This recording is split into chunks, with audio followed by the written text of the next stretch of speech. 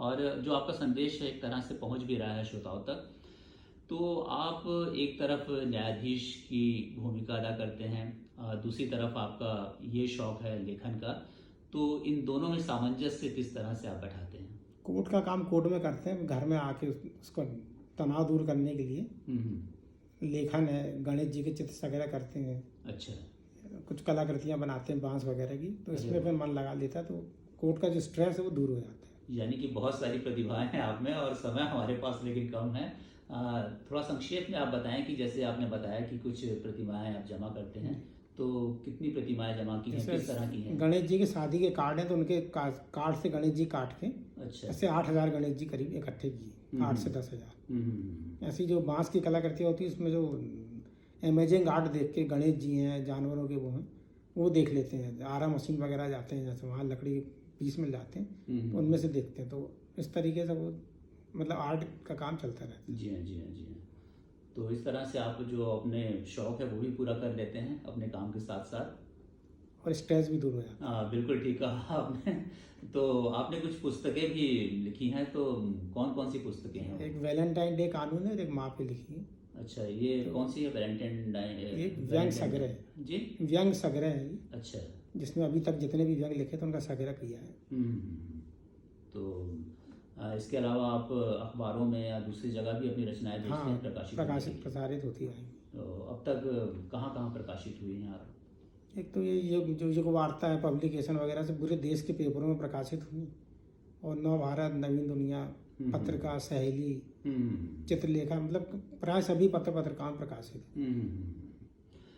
तो आप ऐसा ज़रूरी नहीं समझते कि समाज में जो लेखन है यदि सकारात्मक ढंग से किया जाए तो एक नई दिशा दे सकता है समाज को, और हम प्रगति की जो राह है उसे बहुत सुगम बना सकते हैं? हाँ, लेखन से बहुत योगदान है। जैसे किताबें, अच्छी किताबें लोगों को सलाह देती हैं। जंगल में आप अकेले हो, एक किताब पढ़ के आप पूरी मतलब जिंदगी गुजार सकते हो किताबों के माध्यम। इसी प्रकार अच्छी शिक्षा मिलती है इनसे, लोगों को मार्गदर्शन मिलता है, दिशा मिलती है, मोटिवेट होते हैं लोग। जी हाँ, जी हाँ, बहुत अच्छी बात आपने कही। तो यहाँ हम चाहेंगे कि आप अपनी पसंद का कोई गीत बताएं जो हम श्रोताओं को सुनवा सकें। कि कभी कभी मेरे दिल में ख्याल आता है, फिल्म कभी कभी का ये गीत है और मुकेश की आवाज़ में है। आइए सुनते हैं।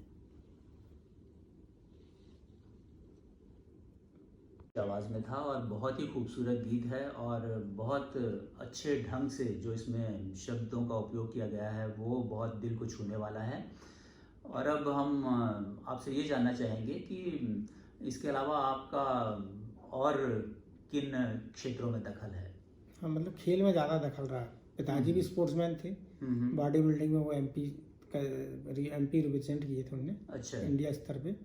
तो उसको देखते हुए मैंने मतलब शारीरिक स्वास्थ्य पे भी ध्यान दिया। बॉडी बिल्डिंग में भी एमपी में 2nd स्थान आया था, मिडिल वेट में। उसके अलावा फुटबॉल खेलिए, JEE स्तर पे फुटबॉल, स्कूल स्तर पे, और शतरंज, बैडमिंटन, वेट लिफ्टिंग, इनमें कॉलेज में भाग लिया। तो मतलब बहुत सारे क्षेत्रों में आपने एक साथ काम किया है। और ये खेल जो है पढ़ाई में बहुत काम आती है। तो एकाग्रता से आती है, बिल्कुल ध्यान, मन जो है पढ़ाई में लगता है। खेल से एक चीज़ सीखने मिली, एकाग्रता इससे बहुत अच्छी बनती है। और अब तो यदि हम आजकल देखें, आजकल के ज़माने में तो खेल से बहुत दूर होते जा रहे हैं बच्चे, क्योंकि इंटरनेट, मोबाइल, ये सब दूसरे संसाधन आ गए हैं। अब इसके कारण उनका स्वास्थ्य भी कमज़ोर रहता है, चश्मे ज़्यादा लग रहे हैं, हेल्थ भी डाउन हो रही है। जी हाँ, बिल्कुल लगता ही नहीं कि युवावस्था है उनकी, और नेट और मोबाइल में पूरी ज़िंदगी उनकी। बिल्कुल बिल्कुल। तो यहाँ चलते चलते हम आपसे 2 संदेश लेना चाहेंगे।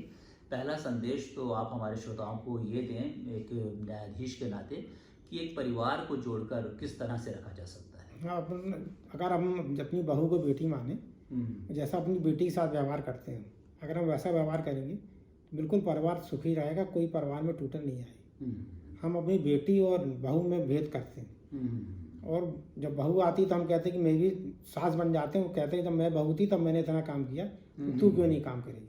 तो वो चीज़ हम भूल जाएं। यही चीज़ हम अपनी बेटी को समझाते हैं। जब बेटी बाहर जाती तो उसके लिए हम लड़ते हैं कि तुम हमारी बेटी से इतना काम करा रहे हैं। तो मेरा यही संदेश, अगर अपनी बहू को हम बेटी मान लें तो किसी घर में कोई लड़ाई झगड़ा नहीं।